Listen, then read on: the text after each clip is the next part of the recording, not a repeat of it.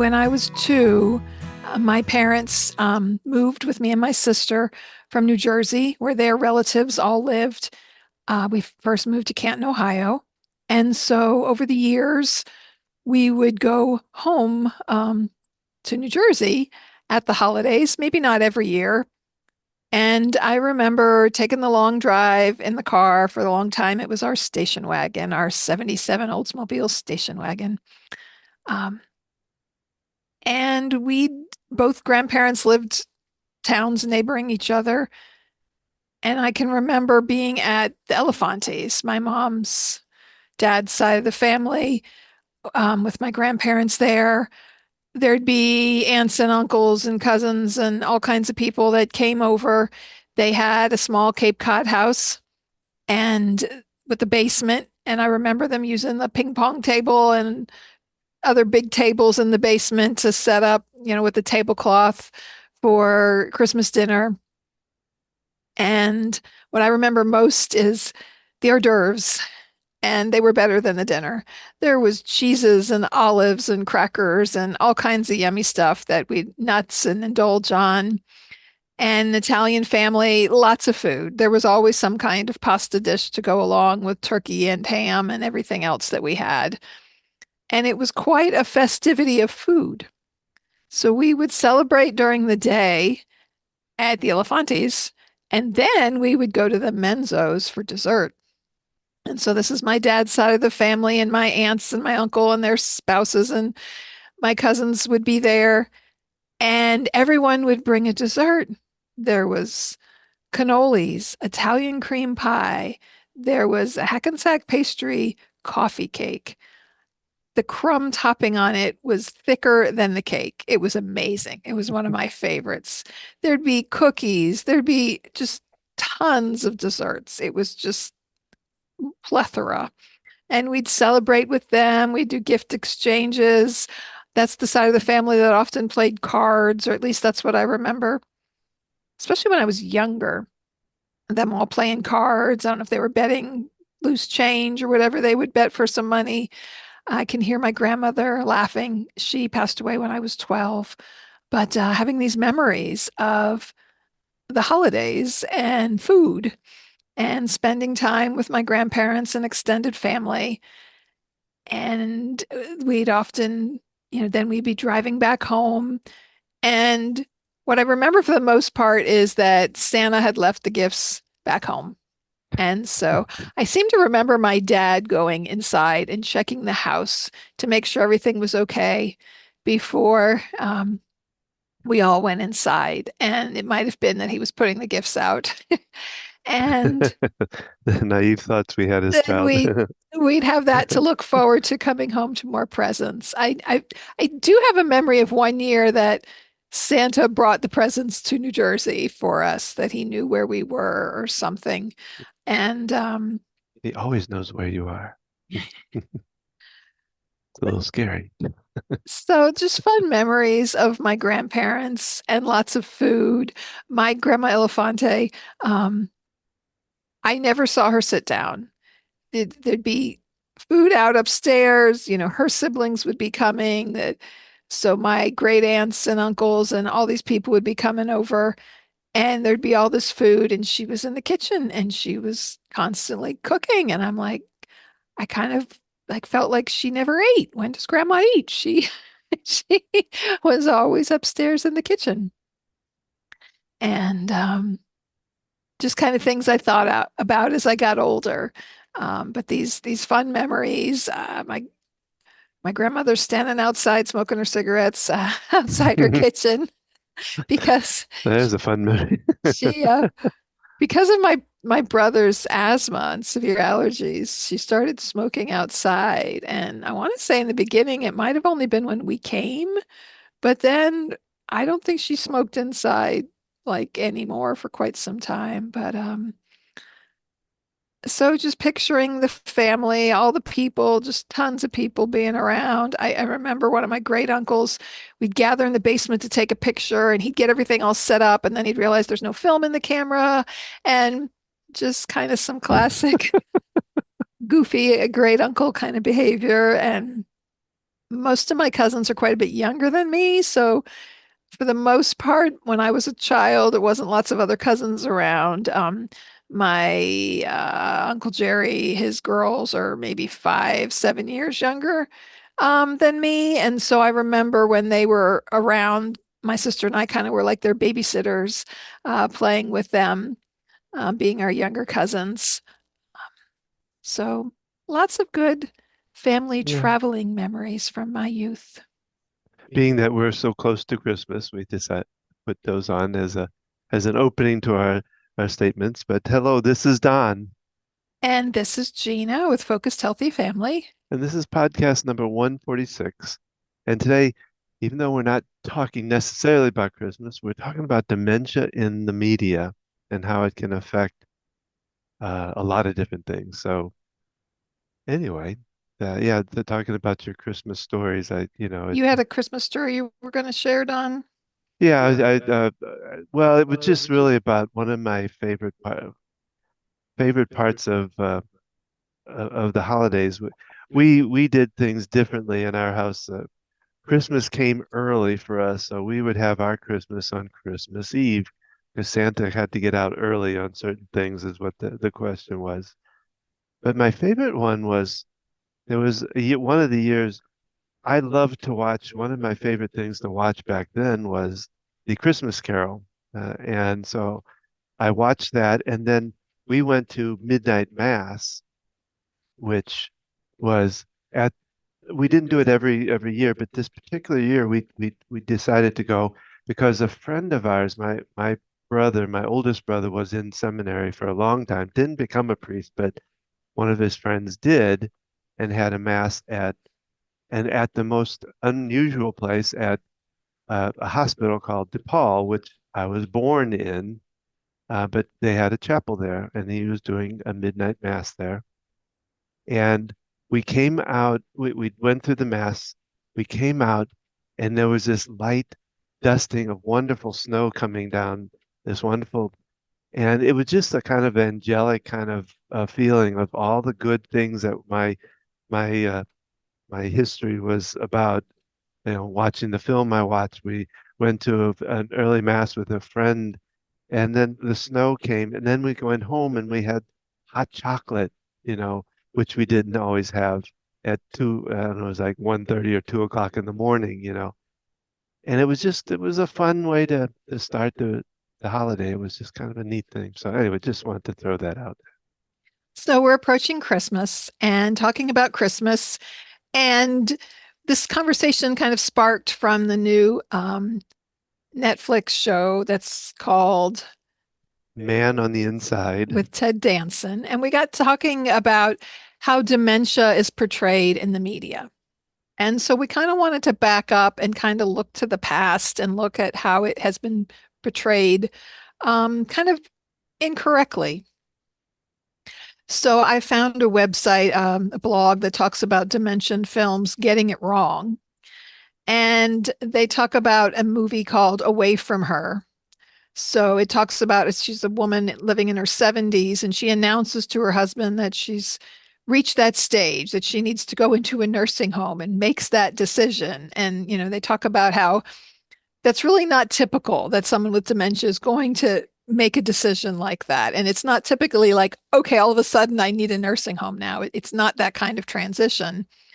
And so, there's portrayals of dementia that don't really get it right, don't do it justice, and kind of really it can be very misleading. Um, Well, plus the idea of 70 is not that that's unusual nowadays. We see that, but back when that was even coming out, that idea of 70s was a tough one. Somebody that goes into it at that point would have been somebody a lot older, I would think.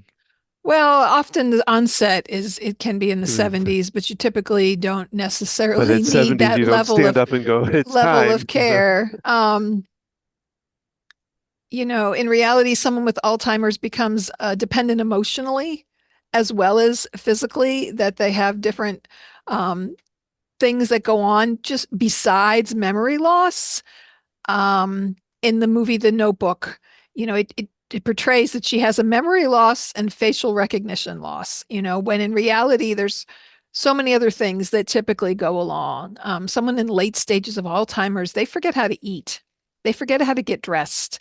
They can even, they might still be mobile, but they, are not doing these other things, and can become contracted. Their muscles can tighten up if they become immobile, and they frequently might be having their hands in fists. I work with many people in this situation, and it sort of becomes a habit.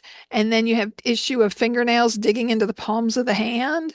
I have someone I've been working with at one of the facilities, and my whole treatment with her is getting a warm washcloth and trying to get inside the palm of her hand for hygiene, as well as trying to relax those tight muscles that she wants to keep her hands like this. So there's so many other aspects that can go along with dementia and Alzheimer's that are not properly portrayed. In the Notebook, it's a sentimental story, and he's telling the story to his wife, and she magically remembers, by him telling the story. And sure, there are people with dementia have moments of lucidity where they're able to recall and, speak clearly on things. And yet, it's not portrayed, it's really romanticized in this movie. Um, and this goes on to name some other movies. There's one called Lovely Still. It's a late life romance. A charming older woman comes to the life of an older man. They hints there's something more going on. Well, even in that movie, I remember that movie, and I like James Garner, so I look. But every time he comes, they pretty much can sit down and read this book, and that Kind of I picks up from where he left off. Yeah. yeah, and the one that she's not going to remember that too, that every time you show up, you're going to be able to sit down with them and do a certain project or a certain, you know, not to say, I mean, the consistency, yeah, is great. Yet being able to pick up from where you left off, I mean, they're not going to maybe not remember you being there the previous well, yeah, I was time. The going to say that, or cohesiveness of telling a story like that is not likely. Yeah. So there's many, they kind of glorify it, they kind of romanticize it, and kind of leave out some real and, you know, well, I powerful mean, truths. what I was And also saying was that that they may get there and they might be anxious and in on a different plane, than they were before. That you can't just sit down necessarily with them and get them.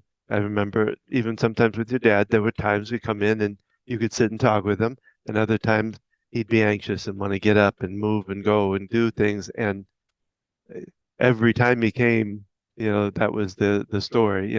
Anyway, yeah, I just yeah. And it looks so differently in different people. Um, and so, unfortunately, their attempt to portray dementia and what it, can look like, um, can be misleading, just like other aspects of the human experience. And yet, it's an area that I know a lot about. And after you've been through it, you know a lot about. But to put that image and those ideas out there in that way, kind of does some disservice Mhm. to, the reality of what it can really look like. Um, Well, can you sit down in front of a show like that and watch it without getting a little bit um well, if somebody's been through it, like we not even somebody that has it as a profession, but somebody who's sat through it might look at that and go, well, that doesn't help anything, that doesn't encourage anything to watch, to see that well, yeah, because it's like, wow, look at this beautiful story and this beautiful life, and that this is isn't happening not for what me. we're experiencing. So this same author that wrote Getting It Wrong, also wrote a blog, Dimension Films Getting It Right, and we'll have to share the link to this. It's the Silver Century Foundation. Um, um, and so there's a movie called Still Alive. It says it's an accurate portrayal of Alzheimer's disease. Um, and so, she talks about this movie and how they do a better service. There's she lists some other movies where they do portray um, things more accurately that show more aspects of it. It's really much more. There's more to it than just memory loss and not knowing who people are. Um, I've seen caregivers come in and mistakenly, someone with dementia, do you know who I am? And with different types of dementia, they don't forget who their family members are. That doesn't always happen. And so it really can be condescending in a way. And so it's important to understand the type of dementia that your loved one is dealing with and to, look at these things critically and to realize, it can be a form of discussion to watch this and kind of have a discussion about it. And, um, just the things that feel true and not. And because two people with dementia are two different people with dementia, and it can look so incredibly different. You talk about my dad, and when we go to visit him, and we never knew what one day he was giving a seminar, one day he's angry and agitated, one day he's sleeping, one day he's kind of acting like his usual self and engaging and participating in an activity. And for other people, it looks very different. Some people really close down, they sleep a lot. They're in bed. They kind of push out the world. And so I found another blog talking. It's TV shows from 2022 talking about caregiving moments and applauding some of these different series for looking at it. And the first thing that came to my mind, even before I pulled up this article, was the TV show This Is Us. So if it was a big show for a number of years and still can be viewed on one of the platforms. And it covers the course of a life of a young couple, but it spans over time. In the final seasons, the mother is dealing with dementia, and she even gets diagnosed with mild cognitive impairment, which is a real thing.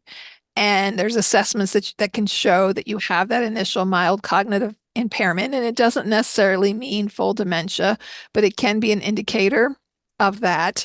And, kind of dealing with her coming to terms with it. And, there's an episode where she gets lost and, you know, having to realize when she needs more assistance and more care.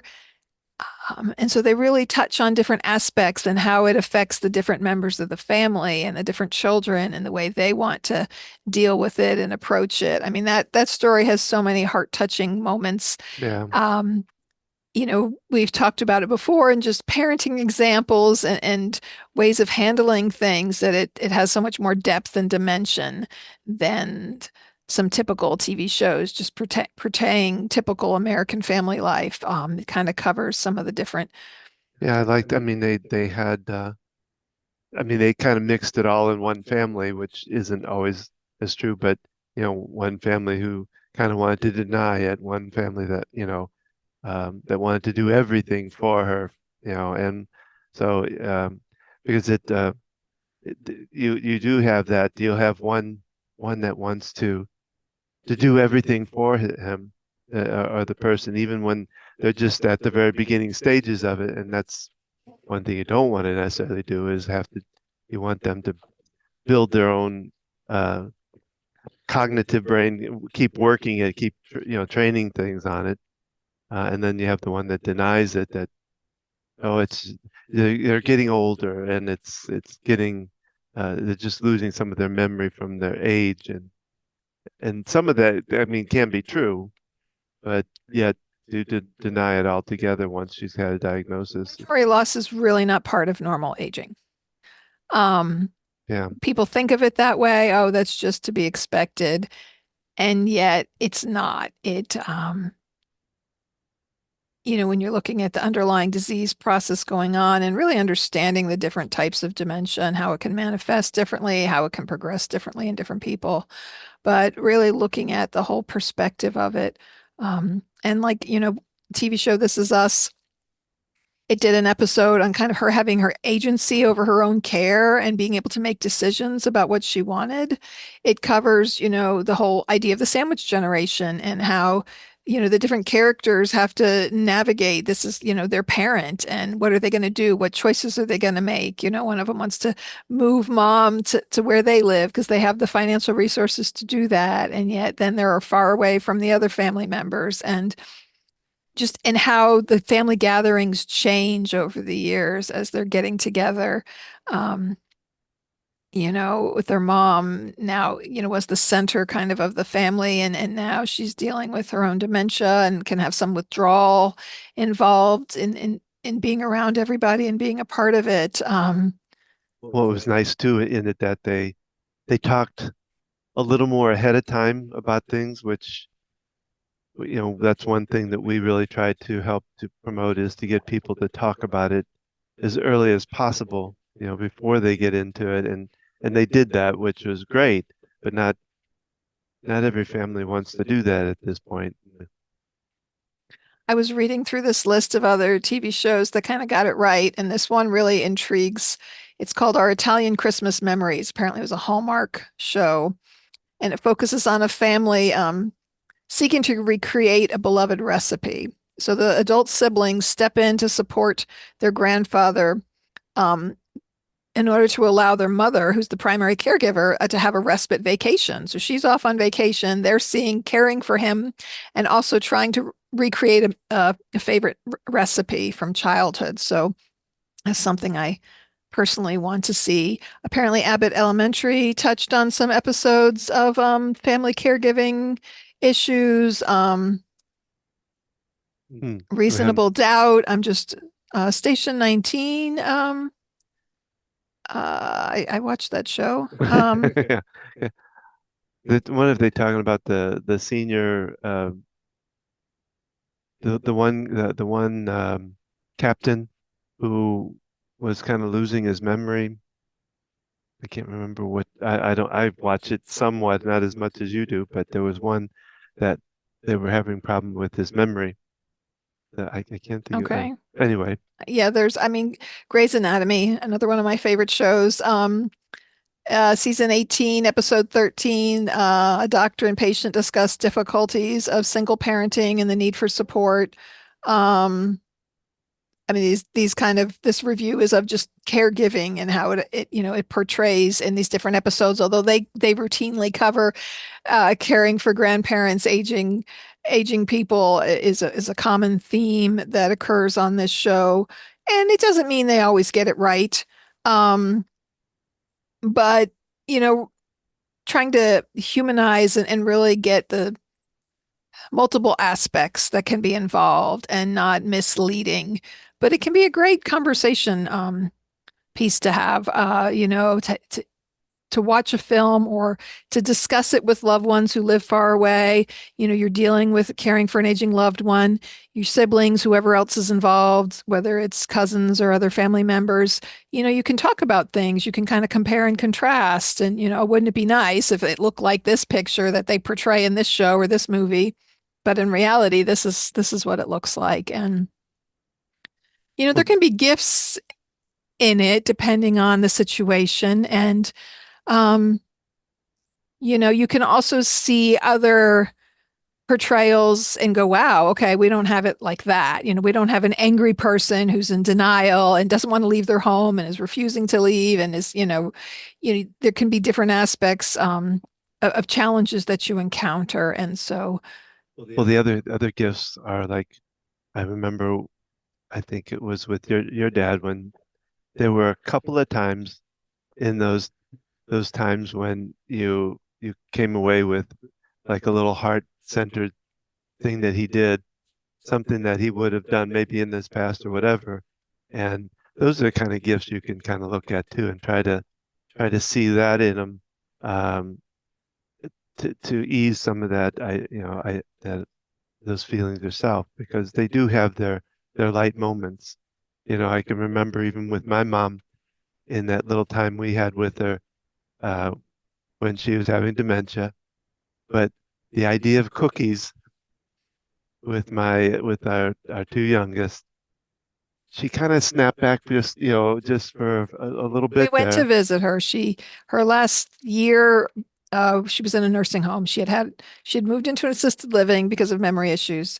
She had had a heart attack and couldn't go back. She was in a nursing home, and we went for a visit. We had gone out there to visit her around the holidays and brought cookies, and we brought them out, so she could have them and share, with our older kids at the time were elementary school age. Um, And she did something or said something to indicate, not too many cookies or yeah, it was kind of like the other moment I remember with her back in the hospital when she was in and she was kind of not there all the time, but there was this one point somebody asked her about ice cream. She said, "Grown-ups always eat ice cream." the And ins so those little things, I don't know, they can really make a difference and make just make it a little bit lighter seeing those sometimes. glimmers of their real personality Yeah, and of who they are and of understanding. Because even though your mom was not saying a whole lot in her yeah,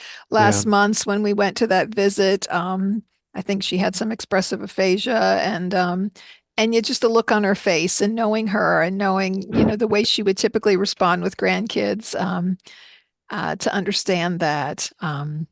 yeah. So with the holidays approaching, if you have any time off, we will share some links to this. You can critically look at some of these different films and TV shows and have your own conversations about the reality of it, the challenges of it. Be sure to check out the ones that are recommended as more accurately depicting it and let us know if there's other shows or things that you've watched, the portrayal or your own experience, or things you wish you would see portrayed, or things that are just adamantly like that's just not realistic. I mean, I know I watch these medical dramas and the kids will hear me say, and they're like, Mom, it's just TV. And I'm like, that wouldn't happen. My favorite is comas. They just wake up and they're walking. I'm like, I worked with people in comas. They woke up and they had to relearn everything. We even was it yesterday I was watching this Royal Pains, which is about a doctor, and he runs into all kind, people. There's always somebody fainting, and there's always somebody, But there was one where he was talking about which clicked on Abby's um, her insight about dogs. It was talking about dogs and about a dog had gotten um, some type of rabies or something, and it got inside the gentleman, inside of him. And she looked at him. And she said, "That doesn't. It never works in a. But it's the film, I guess, um, but so if you think about if you want to watch the show Man on the Inside, Yes.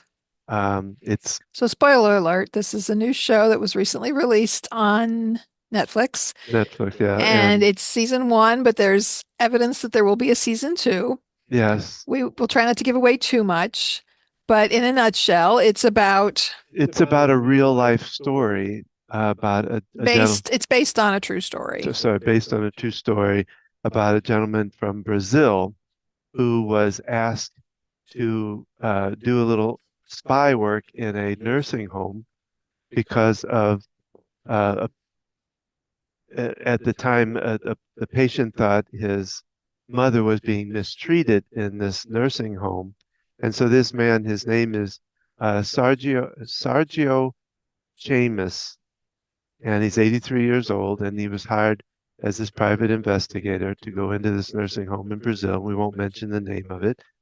Um, and So it wasn't his mother, it was no, and he. he wasn't after a jewel, which is, oh, Oh, we probably shouldn't mention, well, but in the that's, Netflix show, yeah, a family member, a son of a resident of the nursing home, her necklace gets stolen.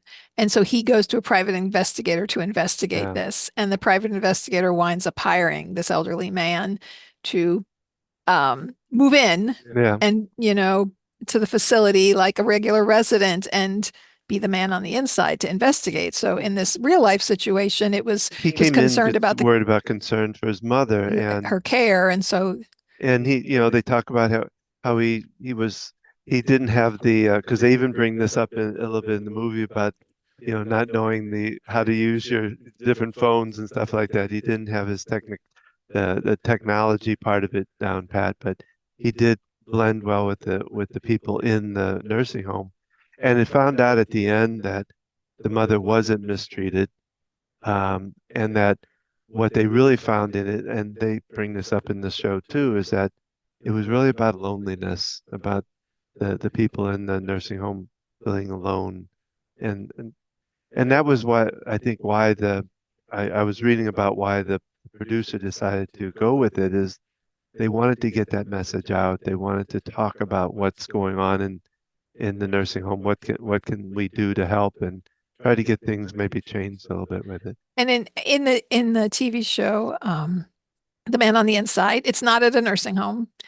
It's at an independent. System like yeah, I guess it was a well no there was a There was uh, a memory care unit, memory care unit, so I but it think it was an probably independent or assisted living yeah this community. It wasn't, yeah, necessarily, and that's, nuance of the differences of things. But yeah, these it's more typical now, that it's assisted living facility. Yeah, I found it very interesting how they talked about the memory care unit. And now I know they often give them different names. Um, ah and because, to them, it was like that dark place of, going to when those people go in there and then you never see them again, because often people move into assisted living community and then transition to the memory care unit. And just kind of hearing that perspective, I'd never quite thought about it that way. I see it as a positive that they have a unit to support people, but people but seeing those it people as in it those people that live in there. And, because they tell the story in the TV show that his wife had died and that he had cared for her and she had Alzheimer's. And Mhm. somehow the children didn't know, were unaware, that his daughter was unaware that he had gotten to that point where he was ready to move her in and had signed her up. And then she had passed away before he actually moved her in, but just feeling the guilt Yeah, of going to that place, and that they giving it a different name. It's often called a village, or I'm trying a to think of the neighborhood. It different, was a the neighborhood in there. neighborhood. Yes. And just how that can be portrayed and the misunderstandings that can happen. And that's where I think it's important that the media sheds some light on some other nuances and aspects of it, because it's kind of like the old style nursing home, and what so many people I see in the baby boomers and older generation, they don't want to go to a home. They don't want to wind up in a nursing home. And their image of it is what I call the old school kind of nursing home, where you go in and it smells and there's people in the hallway yelling and calling out. There are places that still look like that. And yet, if you're able to afford an assisted living facility, a lot of times people don't need a full on nursing home. That's someone that needs regular nursing care. They have more than basic needs as far as medicine, you know, getting fed and bathed, and all those things. It's a cost factor, though, that if they can afford to live in a facility. But there's so many different types now, and there's new regulations that have been put in place that, kind of take away some of the challenges that they had in the past. Um, but some people just have this negative image in their mind of what that means, what that looks like, and maybe they had bad experiences from their past or had heard stories. I remember my one great grandmother lived in a nursing home her later years. She was blind from diabetes, I believe, and which was probably a primary reason that she was living there. So this is back in the goodness, the 80s, um, before they invented things like assisted living facilities. And I remember going, and I remember kind of the halls and walking around. And I just remember my mother interacting with the people in the hallway and making that effort. And it just really kind of stuck out to me, just the humanity that she took the time to talk to these other people that were confused or didn't know what was going on. And it's kind of interesting because that was long before I even knew about the field of occupational therapy, or before I ever knew I would wind up working in geriatrics. And just kind of a little positive memory that she made that effort to connect with these people who, like you talk about, that loneliness. There are so many people that live in different facilities of all kinds that don't have loved ones who come around or even call very often. And there is quite a loneliness. They'll be reaching out to hold your hand or just want you to talk to them as you're walking past them in the hallway because people don't take the time or have the time to stop and talk with them. And so when our kids were younger, we did some holiday gatherings and went to nursing home on a number of occasions. My sister would bring one of her therapy dogs that was great for taking into a facility, and we'd go there and visit with the people. And it can be such a beautiful thing to take that time to do that and connect with the older generation. The other thing I did is I was homeschooling my oldest when they were young elementary ages. We had a group of couple other families, and we went once a month to a small assisted living facility in our community, and we did an activity with the residents. And sometimes it was coloring or making a project or different kinds of activities. And it was just neat to be able to engage the children, with these, I call them the grandparents, kind of our adopted grandparents. At that time, their grandparents didn't live real close. And, being able to go and spend time with these people and, they just lit up to see the kids come in. And I just love that experience of being able to expose my kids to that and to be able to embrace this older generation and see them as humans. That they have so much to give and so many stories that they can tell. Even someone with dementia sometimes can, just have so many gifts in having a conversation with them. It can be very unexpected. So thank you for joining us today. I hope you enjoyed this podcast. Please share it with those that you know. Don and I, with Focused Healthy Family, we talk all things parenting our parents, our children, and ourselves. You can see some of our earlier podcasts covering more direct hands-on parenting challenges, but as well as navigating this journey of caring for aging loved ones. We'd love for you to like us, give us a comment, give us feedback, and please join us on our journey as we discover other areas and other topics of conversation and interviews that we'll do in this podcast. Join us for the Ask the OT that we're doing a couple times a month. You join us live on YouTube, submit a question ahead of time, asking your own questions that you have about caring for an aging loved one. Join Don. In fact, Ask the OT tonight at 7 o'clock. Well, this will be late, but next. So Ask the OT is not Join Don. Oh. Join Don is EFT tapping. Sometimes he still gets his words mixed up. Don does tapping sessions a couple times a month. There will be one on December 18th at noon Eastern time. You can look back to the previous ones that he's done. He's doing one the day we record this, but this is the day before that this podcast airs. But you can learn about EFT. You can join in on a session. You can learn a little bit about it. It doesn't matter what you're bringing to the table, just bringing yourself and learning a new tool for helping yourself cope, dealing with anxiety, just dealing with daily issues. Follow us at focusedhealthyfamily.com. You can see us on Facebook, on Instagram, YouTube. And reach out, ask your questions if you want to work one-on-one with us, if you have a particular issue caring for an aging loved one, or if you're dealing with a family member with anxiety, dealing with challenges in any way, please reach out to us. We'd love to be of support and help for you. And remember, how you speak to your children and your loved ones today shapes their future and yours.